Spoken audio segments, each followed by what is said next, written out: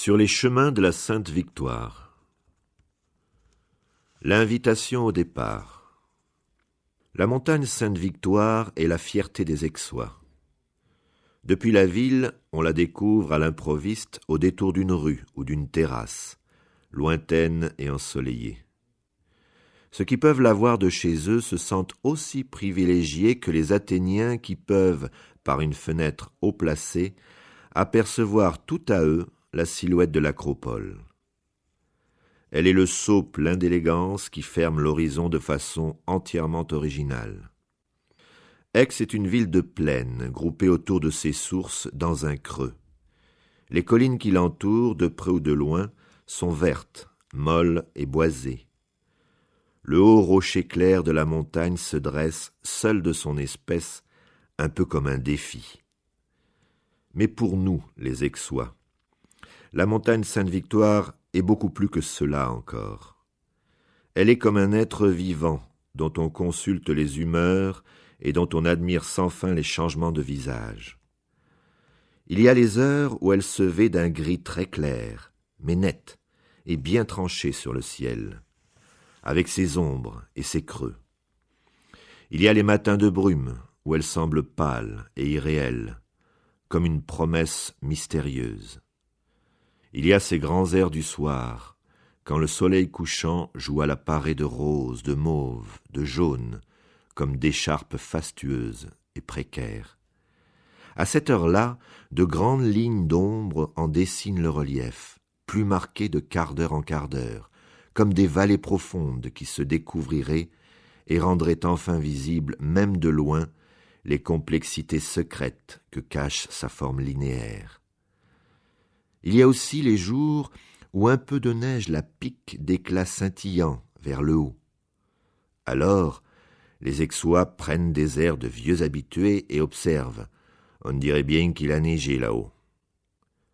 Et il y a les jours de nuages, soit qu'elle les traîne à ses pieds comme un grand voile en mouvement que le vent déploie, soit qu'elle y dérobe ses sommets, dont les dentelures aiguës sont dès lors invisibles. Ces jours-là, nous disons ici qu'elle a mis un chapeau.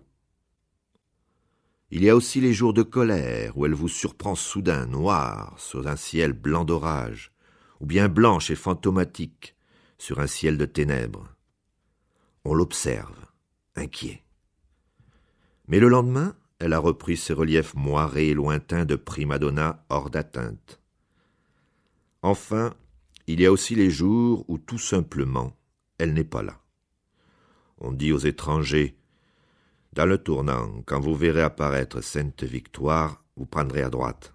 Mais pour l'occasion, justement, cachée derrière des vapeurs ou des nuages dont elle seule a le secret, Madame a décidé de ne pas paraître. Jamais 2 fois de suite, elle n'est la même.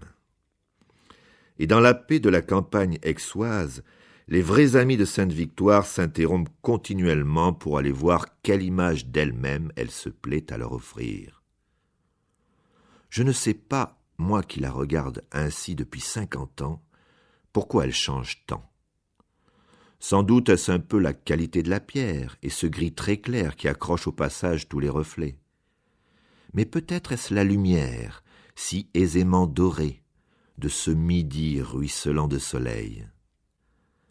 Peut-être est-ce aussi le relief et les formes déchiquetées de ces arêtes de rochers nus.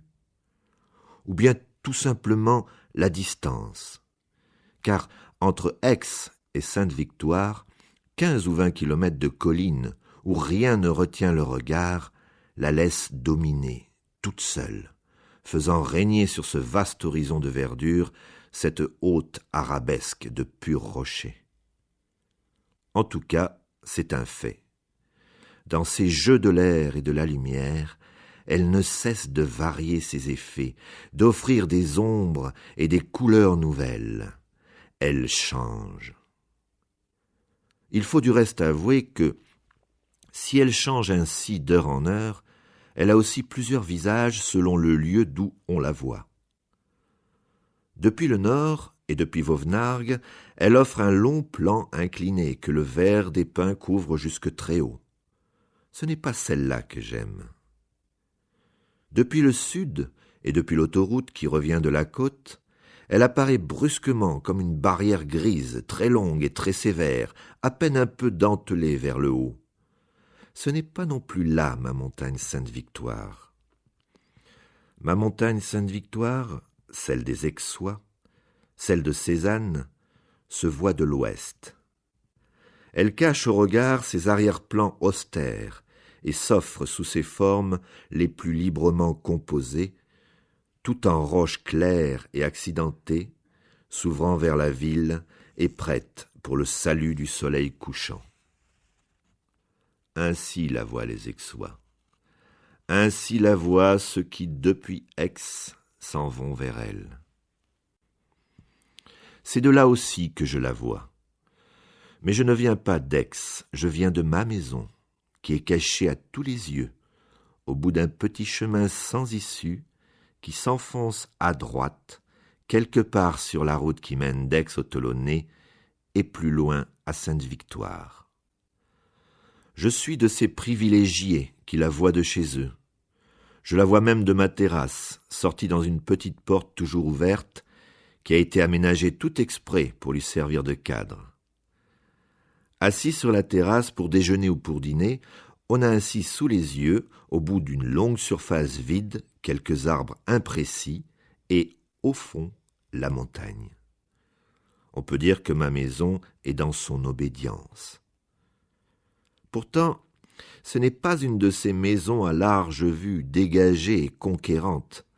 C'est une toute petite maison très secrète, à flanc de pente, et presque invisible sous ses platanes. Même Sainte-Victoire, elle ne la voit que latéralement. C'est la plus discrète des maisons. Elle est unique, et mon lien avec elle est étroit. Je crois que certains amis ne la comprennent pas bien. Chaque fois, cela me peine un peu, mais en même temps, cela m'amuse. Elle ne se donne pas à tous. Son charme, personne ne le discute. C'est une maison ancienne, aux murs d'ocre ensoleillés, comme la terre du pays, et aux fines ciselures de fer forgé, comme les vieux hôtels aixois.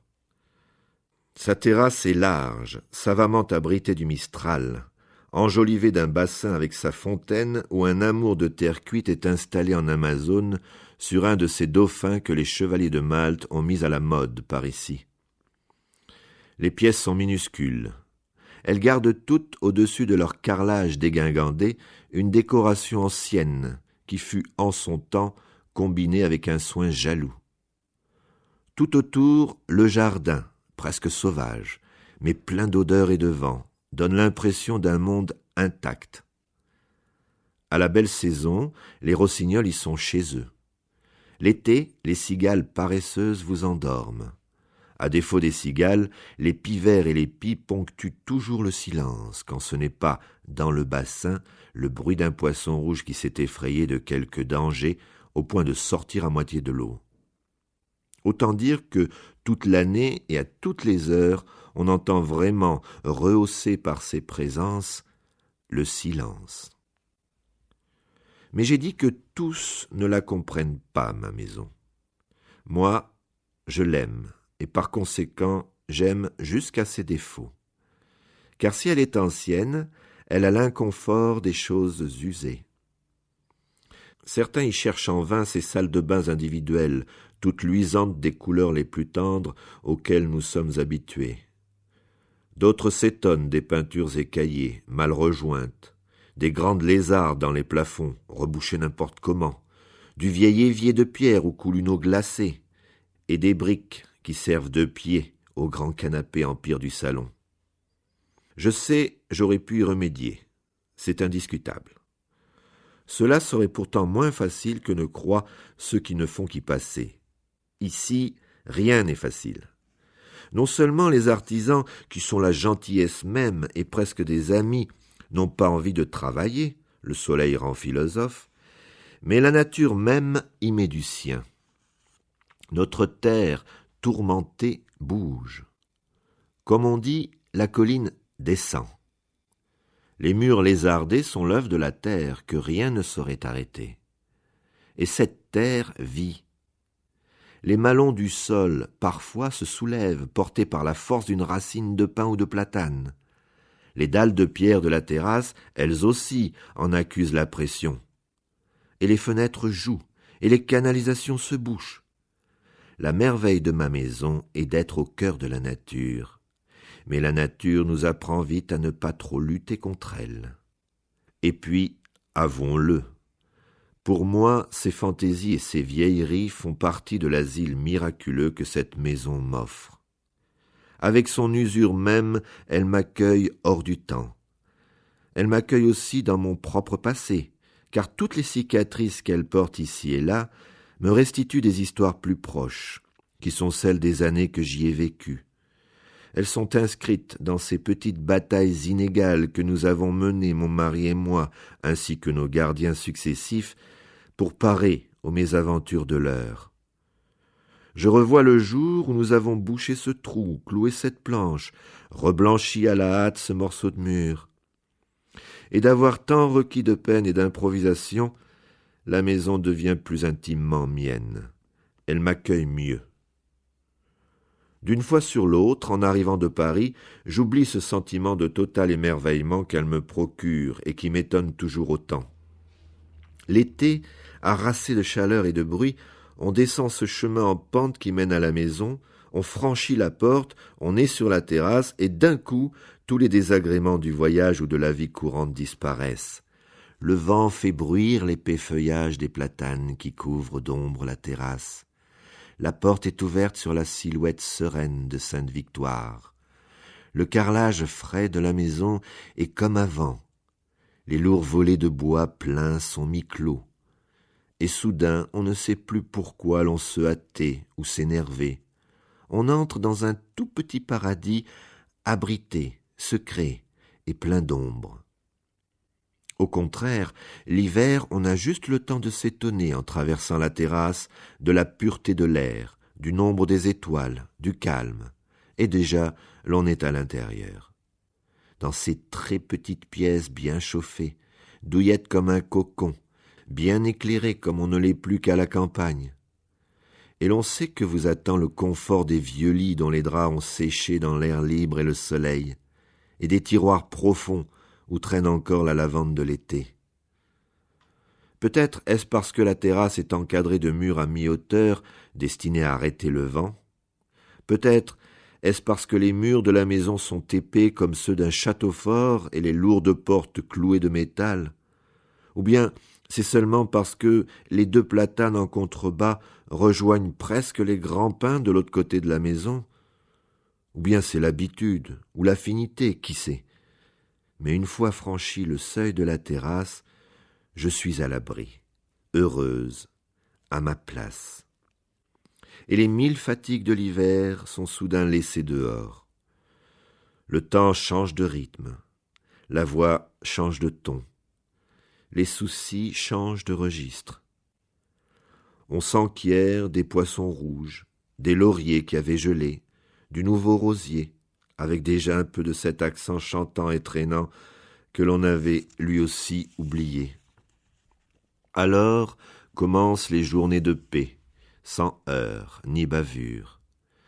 Parfois l'on peut travailler dehors, et je ne saurais dire le nombre de thèses que j'ai lues et annotées dans le vieux transatlantique rouge, placé dans la petite allée ensoleillée, en bordure de mes rares fleurs. J'y suis entre des pieds sauvages de romarin dans lesquels je glisse parfois mes papiers afin qu'ils ne s'envolent pas. On peut aussi, sur la terrasse, à l'ombre, corriger des épreuves, dépouiller des articles, revoir des manuscrits. Alors, le jardin ne me distrait pas. Le calme de la terrasse ne m'endort pas. La paix physique devient paix de l'esprit et disponibilité intérieure. Mais souvent aussi le jardin vous requiert, et avec quelle exigence. Que de fois on m'a, au cours de presque 50 ans, reproché de me livrer à des travaux au-dessus de mes forces. Et il est vrai qu'un jardin, surtout dans nos régions si rudes, réclame toujours un peu plus que les forces dont on dispose.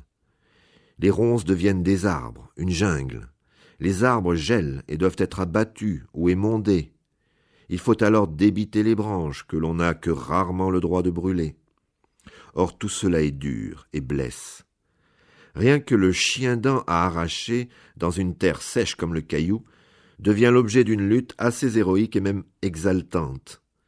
Sans compter les insectes qui en profitent pour vous mordre ou vous piquer. La nature, de notre côté, n'est pas plus tendre pour les jardiniers amateurs qu'elle ne l'est pour les vieilles maisons. Or, si l'on aime un coin de terre, on ne peut pas ne pas se battre pour lui. Après toutes les batailles vaines de la vie professionnelle, celle-là paraît divinement vraie et saine. Même cette fatigue repose. Je ne voulais parler ni de ma maison ni de mon jardin. Je n'en dirai rien de plus. Rien que d'y faire ainsi allusion me donne un sentiment d'indiscrétion, car cela me touche au plus vif et ne regarde pas des tiers. De plus, si jamais je disais la passion qui me lie à cet endroit, j'aurais trop peur d'éveiller la curiosité et d'y être dérangé. La paix de cet asile exige que l'on soit insociable et intransigeant, même avec les amis les plus chers. Ne venez pas, je n'ai rien dit. Si j'ai évoqué cette maison que j'aime, et déjà je suis près de le regretter, c'est parce qu'elle fournit pour moi le point de départ des divers chemins de Sainte-Victoire, et qu'elle exprime un peu comment s'exerce leur attrait. Car enfin, on pourrait vivre ainsi entre les livres et le sécateur, entre les gros travaux et la tranquille contemplation. Ce serait une vie d'une grande douceur, où chaque minute aurait son prix et son utilité. Or, on ne le fait pas. On ne le fait pas à cause de Sainte-Victoire. Je l'ai dit, elle change. Alors, il suffit que l'on hésite sur une idée ou sur un mot, que l'on se donne, par rapport au travail en cours, quel qu'il soit, un temps de répit. Machinalement, on se lève, on fait quelques pas, elle paraît, lointaine, comme une invitation vers d'autres horizons. On interpelle l'autre, ou bien soi-même. « Tu as vu cette lumière ?» Et tout d'un coup, le problème de l'idée ou des mots sur lesquels on hésitait semble d'une mesquinerie incroyable. Il y a, là-bas, un horizon lointain, clair, encore illuminé, quand ici, l'ombre gagne, et tout nimbé de beauté, alors que l'on vivait les yeux baissés. Car tel est bien l'ennui. Que l'on lise ou que l'on écrive, que l'on taille ou que l'on arrose, on est toujours occupé, retenu, affairé. On oublie la beauté, on oublie la joie, on oublie la liberté. C'est d'ailleurs ce que l'on fait tout au long de l'existence. Je sais pourtant que, même dans mon jardin dérobé à tous les regards, il m'arrive de chercher, pour lui-même, l'émerveillement d'un moment de lumière et de silence. Je traîne une couverture à tel endroit du jardin où la pente est ensoleillée à point, où les troncs des pins accrochent à la perfection leur éclat d'argent sous le ciel bleu, ou bien où le fenouil, vu du ras du sol, semble, dans sa géographie sèche et linéaire, comme une immense arabesque. Oui, je le fais, et je regarde. Et je me dis que cet instant va fuir, que le soleil va baisser, et l'été s'achever, et Paris me reprendre. Ce sont des moments de délectation aiguë. Mais qu'y faire ? Au bout d'une minute ou deux, je m'intéresse à l'insecte qui grimpe le long du fenouil, et je le taquille d'une brindille. Ou bien je découvre dans l'arbre une branche morte, ou au contraire une petite touffe verte que l'on n'avait pas encore remarquée. Il faudra couper cette branche, protéger cette touffe verte. Très vite, je me reprends malgré moi à la vie pratique et aux horizons étriqués. Le seul moyen pour s'affranchir de leur emprise est de sortir, de s'en aller. Sainte-Victoire, lointaine et sereine, est là pour vous rappeler qu'il y a autre chose, de plus large et de plus haut. Sainte-Victoire incarne un peu cet idéal que la vie courante fait si bien oublier, mais sans laquelle elle n'est précisément que vie courante. La montagne se dresse au large de notre horizon aixois comme un appel muet. À cela se joint le souvenir, car pour ceux qui, pour nous, comme moi, les ont parcourus en tous sens, les collines qui vont vers Sainte-Victoire ont toujours tenu leurs promesses et apporté beaucoup plus encore. Nous savons depuis toujours qu'aucun de ces chemins, à aucune heure, en aucune saison, n'a été sans nous dispenser des joies chaque fois inespérées et chaque fois différentes.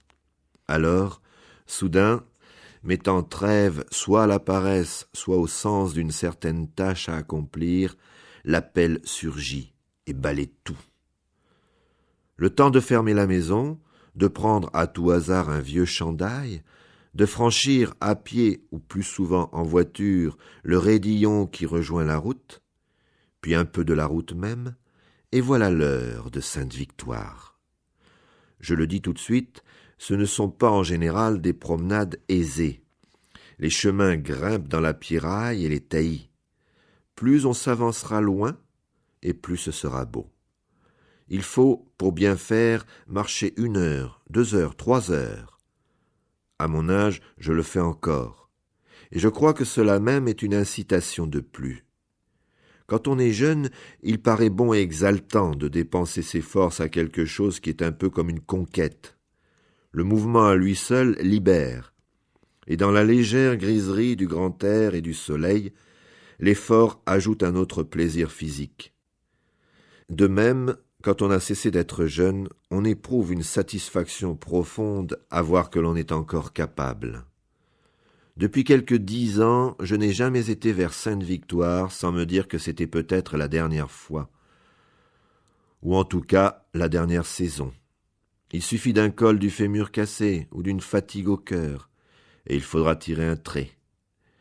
Or cette conscience toujours latente double ma joie, m'aidant à mieux regarder, afin de mieux me souvenir. Je sais bien qu'aucun souvenir ne me rendra l'éblouissement de la lumière, ni la fraîcheur du vent. Je sais bien que, lorsque je penserai plus tard à l'ocre de la terre, je ne reverrai pas ces contrastes luxueux entre les rouges sombres et les bruns clairs, entre la discrétion de ces sols couleur de vieux bois et l'éclat arrogant des terres à bauxite. Non, cela sera perdu. Mais j'essaie. Et sans doute, cette conscience d'une beauté qui va d'un moment à l'autre m'échapper est-elle ce qui aujourd'hui m'incite plus que tout à écrire. Naturellement, il faut connaître. Or, je connais tout ce coin de pays parfaitement bien. Je sais de quoi je parle quand j'évoque avec ferveur les auteurs de la Grèce classique, mais je le sais bien mieux encore quand il s'agit de ces collines. Je ne suis heureuse que là, et par elles. Je sais chaque amorce de sentier, et ceux qui aboutiront ou finiront perdus dans une broussaille impraticable. Je sais où soufflera le vent, où donnera le soleil, où chaque fleur aura des chances d'être déjà ou encore épanouie. Je connais jusqu'aux cicatrices du paysage. J'ai vu les incendies qui l'ont ravagé, et j'ai vu repousser les jeunes plants, beaucoup moins élevés que la végétation d'alentour. J'ai vu les sentiers devenir des chemins et parfois des routes. Il n'y a que la permanence de la beauté et son renouvellement qui chaque fois me surprennent. Alors, j'éprouve une certaine pitié quand je vois les promeneurs ignorants s'arrêter dans leur montée juste avant le plus beau moment, qu'ils ne verront pas, ou bien quand je les vois choisir pour faire halte la face éventée en hiver, la face torride en été. Je passe, toute seule. Moi, je sais. C'est bien pourquoi, lorsque l'on part, il faut se laisser guider par les circonstances. Aux visiteurs d'un jour, j'offrirai toujours le même tour, pas trop long, suffisamment dégagé, avec de vrais chemins. Mais pour moi seul, ce sont des choix savants dans lesquels entrent la saison, l'heure, le vent, mes propres forces, l'état des floraisons et le genre d'éclairage que recevra la montagne. Cependant, je le découvre après coup. Il reste 2 traits communs à toutes ces marches et contre-marches dans les pins et le vent. Le premier est que, depuis près de 50 ans que je passe toutes mes vacances ici, et les emploie toutes à ses promenades, les périodes se sont succédé les unes aux autres. J'ai été ici en temps de guerre et en temps de paix, marié puis seul, jeune puis moins jeune. Or, jamais, si je mets à part quelques expéditions bien oubliées de nos premières années ici, ni marié, ni seul, ni jeune, ni moins jeune, je n'ai marché dans une autre direction. Comme les plantes se tournent vers le soleil, nous allions toujours vers Sainte-Victoire. La plus grande concession pouvait être, à la rigueur, de partir en voiture vers Vauvenargues et de la saisir pour une fois sous un autre angle. Encore ces expériences appartiennent-elles au passé. De sa pointe ouest à sa face sud, nous avons tourné, découvrant sans cesse de nouvelles approches, ayant nos modes et nos passions de chaque année, mais toujours plus attirés vers elle, et vers elle seule. Après 50 ans d'expérience, c'est là un témoignage qui en dit long sur la fascination qu'elle peut exercer. Mais en plus, je constate un autre trait qui paraît un peu surprenant. C'est que nous allions et que je vais encore toujours plus loin vers elle. Les forces, cependant, n'augmentent pas, il faut en convenir, et ce besoin d'aller toujours plus loin n'est aucunement dû à la lassitude que pourraient inspirer les paysages plus proches et plus familiers. Familiers, ils le sont tous, à un égal degré, et aucun ne nous a lassés. Ce peut être un peu dû à l'organisation, au-delà du Tolonais, des parcs de stationnement qui offrent des départs faciles. Ils existent, c'est vrai. Mais autrefois, quand les promeneurs et les voitures étaient plus rares, nous trouvions des endroits où laisser solitaire une voiture qui alors courait moins de risques de vol. Dès les premières années, nous allions souvent jusqu'à toucher les parois claires de la montagne. Nous avons même jadis, par un début de septembre torride, fait l'ascension complète pour le principe. Autrement dit, il nous arrivait déjà d'aller loin. Mais à l'origine, l'inspiration du moment en décidait seule, il n'y avait pas de règle. En revanche, avec le temps, l'appel de la grande montagne lumineuse s'est fait de plus en plus fort. Plus nettement chaque année, elle est devenue le but, l'horizon et la joie. C'est encore là, lorsqu'on y réfléchit, un assez beau témoignage sur la force de son attrait, au sens le plus riche du terme. Et cela suggère plus encore, car ces promenades, je les évoquerai ici dans l'ordre de la géographie, du plus proche au plus lointain. Mais on le voit, c'est aussi l'ordre de ma vie, des premiers pas d'une jeunesse encore hésitante jusqu'aux expéditions passionnées de l'âge mûr. Et peut-être est-ce plus encore, s'il est vrai que ce progrès vers la figure radieuse qui se dessine à l'horizon représente non seulement une conquête de plus en plus résolue, où l'on dépasse ses propres forces, mais une montée progressive vers le plus intense et le plus beau. Un symbole, je n'en sais rien. Mais comment, sans cela, expliquer la force de cet amour sans mesure pour un grand caillou gris que l'on voit au loin? Peut-être, si je vous décris ces collines, comprendrez-vous. Ce serait déjà très beau si, moi qui vis depuis si longtemps de cet enchantement, je commençais enfin à le comprendre un peu moi-même. Première étape, Château-Noir et Sézanne.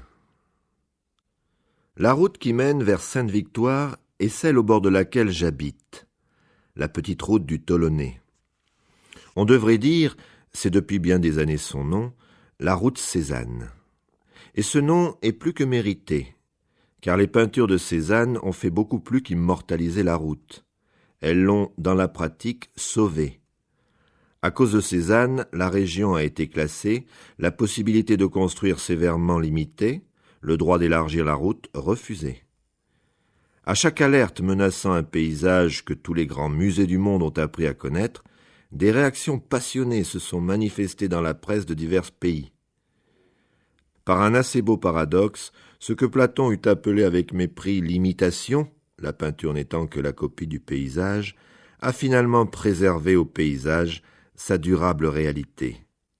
Cela devrait donc être la route Cézanne, comme il y a alentour des relais Cézanne, des hôtels Cézanne, des fontaines Cézanne, et un médaillon Cézanne et une stèle Cézanne au bord de ma route. Pourtant, nous continuons à dire la petite route du Tolonais, comme il devait le dire lui-même.